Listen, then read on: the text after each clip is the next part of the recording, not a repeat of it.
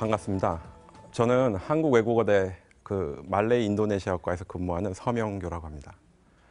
저는 오늘 여러분들한테 동남아시아에 대해서 짧은 시간 동안 말씀을 드릴 텐데, 먼저 오늘 오기 전에 제가 15분 동안 여러분들한테 이 새로운 세상을 말씀을 드리면 어떤 것을 위주로 말씀을 드릴까를 좀 생각해 봤습니다. 아마도 동남아시아가 우리 주변에서도 많이 경험할 수도 있고 또 많이 여행도 가시기 때문에 대충 여러분들 어떤 인식이 있으실 텐데, 저는 오늘 적어도 새로운 세계를 소개하는 데 있어서 제가 겪었던 그 자잘한 이야기를 시작으로 한번 말씀을 시작하고자 합니다. 먼저 이제 보실 그림은, 혹시 그림 보신 적이 있으신가요? 저 그림은 그 로버트 라이만이라는 화가의 그림이고, 그림의 제목은 달입니다. 그러니까 브릿지 달인데요. 이제 여기까지만 들으면 우리가 잘 모르지 않습니까?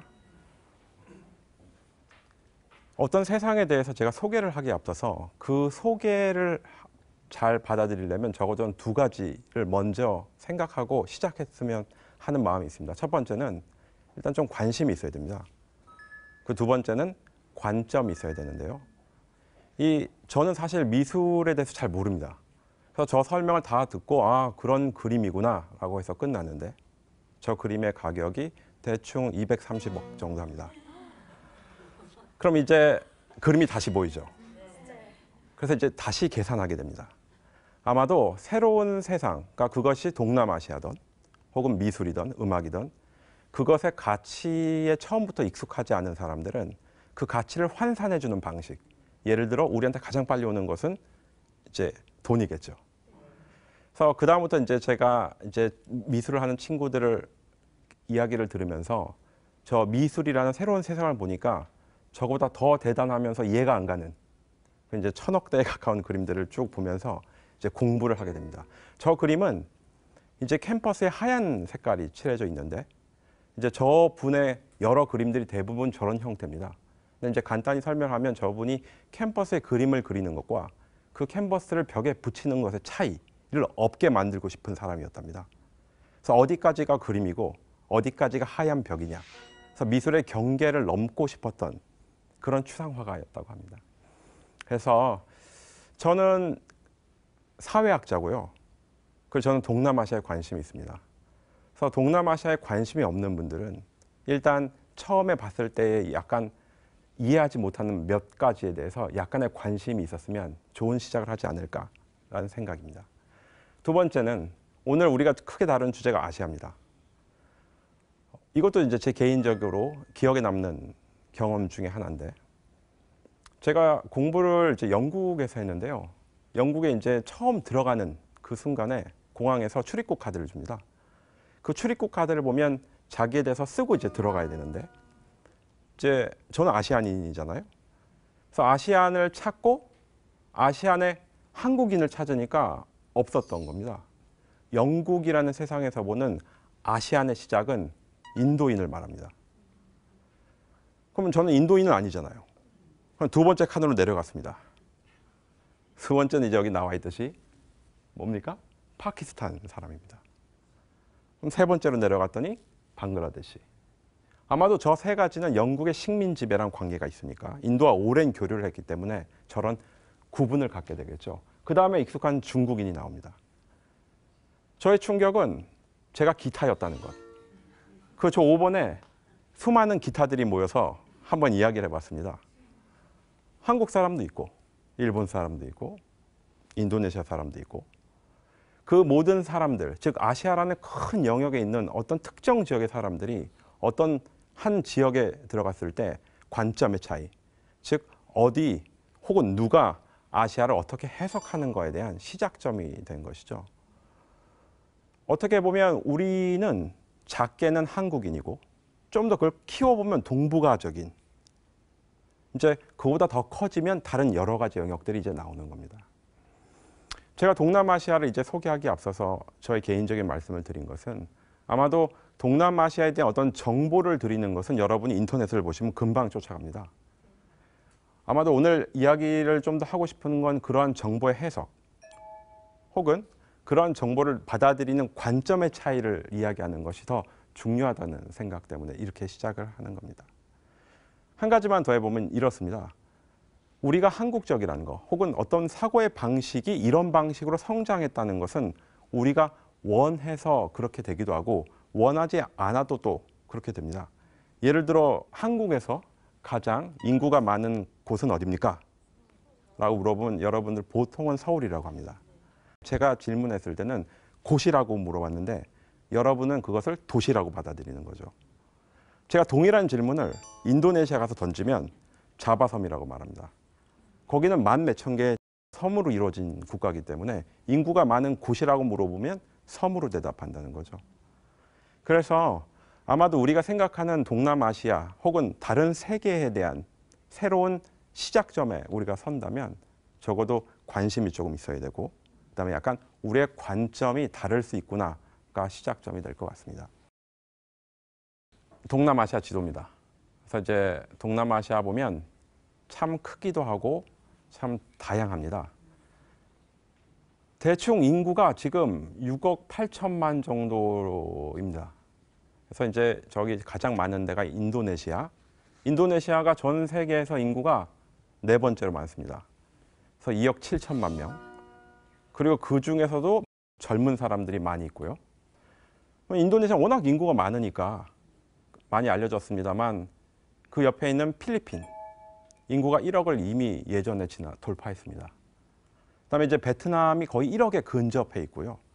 동남아시아는 그 이름에서 알다시피 우리랑 좀 비슷한 느낌이 있습니다. 예를 들어 그 동남아시아라는 이름은 그들이 진 게 아닌 경우가 많습니다. 누군가의 동쪽이고 누군가의 남쪽이라는 이야기니까. 아마도 서구의 식민 지배를 하던 나라들이 봤을 때 저 멀리 인도와 중국 사이에 있는 어떠한 특정 지역은 통틀어서 부르는 이름이 저렇게 시작이 된 겁니다. 그리고 저 지역은 굉장히 다양해서 하나로 사실 한 번에 말씀드리긴 상당히 어렵습니다만 보통 태국 남부까지를 우리가 대륙부 동남아시아라고 부릅니다. 그 태국 밑으로는 우리가 해양부 동남아시아라고 불러요. 태국 위쪽으로는 이제 불교 중심의 나라고, 그다음에 태국 밑 말레이시아부터는 이슬람 중심의 나라입니다. 그래서 이제 동남아시아를 이해하는 여러 키워드, 정말 짧은 시간에 이 세계를 이해하는 키워드를 굳이 한 가지만 말한다면 이제 종교가 굉장히 중요해지는 거죠. 그리고 이제 여러분들이 한국에서도 동남아시아를 많이 만나기 때문에 그분들 중에서도 불교도 있으시고 이제 이슬람교도 상당히 많죠. 특히 인도네시아 같은 나라는 전 세계에서 이슬람 숫자가 가장 많은 나라입니다.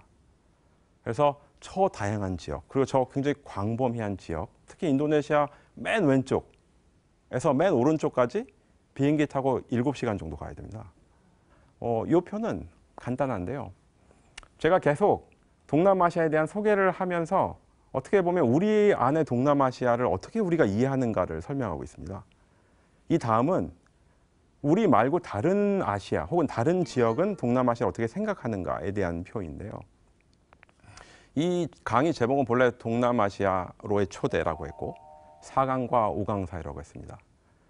우리 한국이 4강에 대한 외교는 오랫동안 해왔고 앞으로도 중요하게 해가야 됩니다.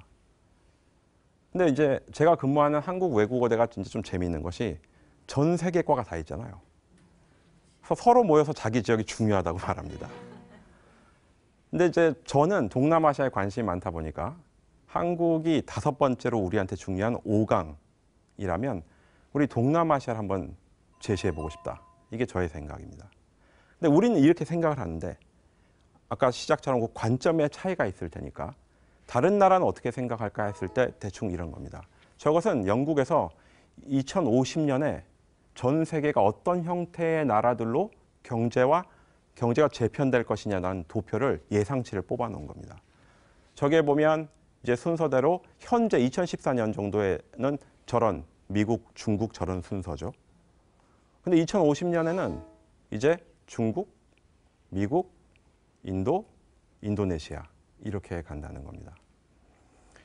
물론 우리가 이제 당장 내년의 경제 전망 같은 것도 측정하기 어려운데 50년을 어떻게 하냐? 이게 참 어려운 질문인데 제가 왜 5강으로 동남아시아를 제시하고 싶냐면 일단 우리 생활에 상당히 많이 근접해 있고 또 우리랑 굉장히 친숙합니다.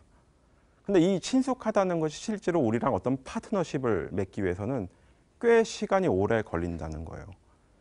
그래서 다른 나라들은 동남아시아를 접근하는 방식을 50년 단위로 끊어서 싱크탱크들이 접근을 합니다. 근데 우리는 아무래도 호흡이 짧다 보니까 근데 우리의 호흡이 짧다는 건 시간의 축이 좁다는 건데 이것도 사실 우리의 경험이랑 많이 이제 연동이 돼 있는 거죠. 저는 이제 이런 자료가 중요하다고 느꼈던 것이 이제 영국에 있을 때 이제 한국에 대한 이야기를 하다가 자랑스럽게 얼마나 오래됐어요? 라고 물어보길래 한국에 이제 한 70년 됐다. 했더니 이제 그 친구들이 신생대학이네요? 라고 말했습니다. 그 해가 제가 유학하던 학교가 800주년 기념식이었습니다. 그러니까 그거를 100년 단위로 800주년을 거치다 보니까 대충 어떤 새로운 세상에 대한 이해를 하고 그 세상에 대한 접근을 할 때 50년 단위로 끊어서 하는 호흡에 대해서 이제 보게 된 것이죠. 2050년에 인도네시아가 저렇게 올라가고 그 다음에 또 2050년에 베트남과 필리핀이 저 정도로 치고 올라갈 것이다 라고 이제 다른 나라에서는 보고 있습니다. 이제 한국에서 동남아시아를 이야기하면 어떤 특정 이미지가 있습니다. 그러니까 여러분들도 동남아시아 하면 뭐 열대, 뭐 여행, 바닷가 이런 거 많이 하시잖아요. 좋습니다. 그 물론 좋고 그렇죠. 섬 이게 좋은데 저도 다른 방송에서 뭐 어디 이제 동남아시아 가서 이렇게 설명하면서 하는 여행 프로그램 찍자고 하는데 그런 거 오늘 가만히 보면 항상 번지점프 하자, 도마뱀이랑 뭐 하자 이런 게 많거든요. 그것도 좋지만 그거 이상으로 오래된 역사를 갖고 있고 그리고 우리가 자세히 보면 보인다는 것처럼 생각보다 많은 이야기를 품고 있습니다. 한 해 한국에서 동남아시아를 나가는 분이 700만 명이 넘습니다. 그러니까 여러분들이 굉장히 많이 경험하시는 지역이고 또 한 해 우리 한국에 200만 명 이상의 여행자가 오고 이미 그만큼의 숫자가 한국에 있습니다. 그래서 아마 오늘 이 시간이 지나면 이제 동남아시아 갖고 있는 이미지도 괜찮지만 그것을 좀 더 찬찬히 볼 수 있는 그 아주 대표적인 게 한류가 인기가 있다는 것을 모두 아시잖아요. 그건 좋은 겁니다. 근데 반면에 그 한류가 인기 있는 나라들에 대해서 우리가 모른다면 즉 문화를 한쪽만 알고 반대쪽이 모른다면 문화의 흐름은 언젠가 정체가 될 것이고 서로 대화가 소통이 안 되겠죠.